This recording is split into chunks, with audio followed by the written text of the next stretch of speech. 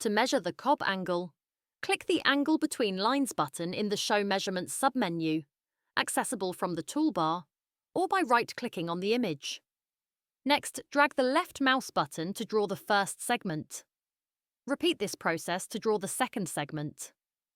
The angle between the two segments will be displayed in degrees. If needed, drag the label to reposition it. To adjust the measurement, click on it and drag one of the segment endpoints to move the measurement. Drag it to a new position. To remove the measurement, click on it and press the Cancel key.